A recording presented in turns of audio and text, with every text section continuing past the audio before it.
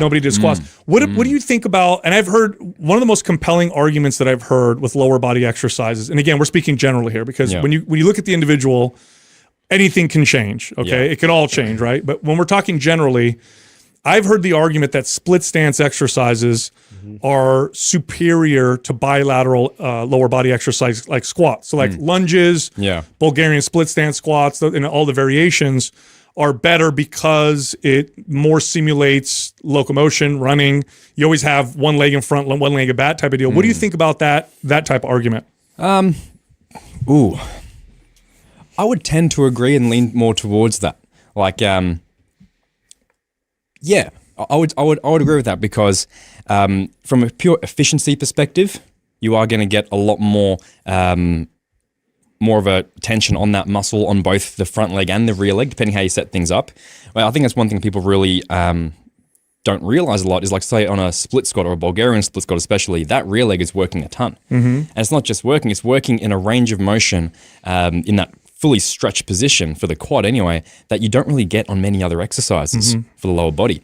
And if all you ever did for the rest of your training career was just a bilateral squat, where you didn't get that fully stretched lengthened position on that rear leg, who knows? But I wouldn't be surprised if there were some deficits then in mobility because of that. Yeah. I'm also thinking of the counter torsion and the stability, right? Yeah, and that's where we've got to weigh these things up. Is we get the extra benefits of a stability challenge. We get the extra benefits of maybe replicating locomotion. And those things will obviously compromise the overall weight. That compromises the overall stability. So the actual benefit is also part of a drawback. So again, it comes down to weighing things down. But I'll say for sure, in terms of how I program for myself and for most people on a very general perspective, I would rather they would do a split squat variation or a single leg unilateral variation as opposed to a bilateral if I just had one exercise to give them. If I had to pick, I would say it's more superior.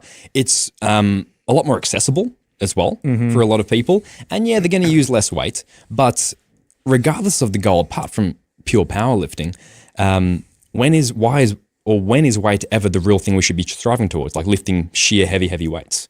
As long as you're exposing your joints, your muscles to the required resistance, to a significant amount of tension, the weight on the bar is less and less relevant. Because yes, you might lift less weight, but you're still exposing your muscle potentially to the similar amounts of forces. Yeah, and I think in the beginning of training, measuring your strength and getting stronger is much more important than it is later on. And what I mean by that is, like, now my training, like, at some point you hit a ceiling. You're not going to, otherwise I'd be squatting 5,000 pounds. I've been working out for so long, right? So at this point, I'm not looking at the weight. But when I first start training someone, if I get them to add 3 reps, 5 reps, 10 pounds, they go from 100 pound to 150 pound squat, huge benefits. When you're starting to, after a while, it's more important to look at other things. So I agree with you. I think it's pretty nuanced.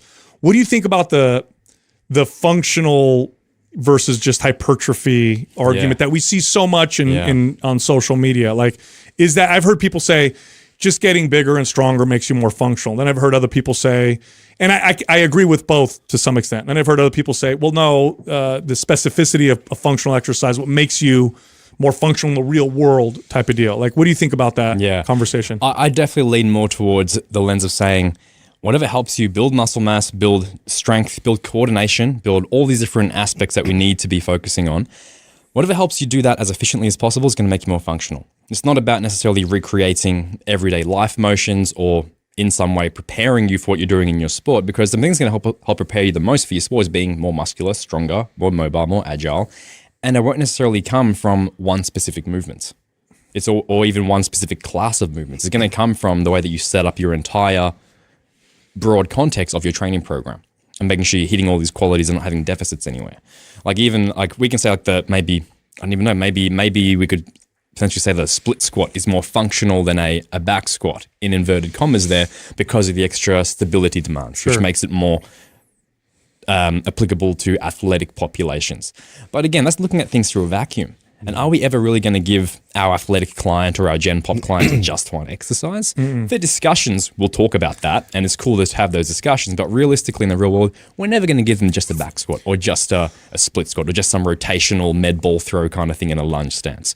We're going to give them a whole host of things. And what makes things functional or not is not the one exercise, but the application in a broader sense of a program.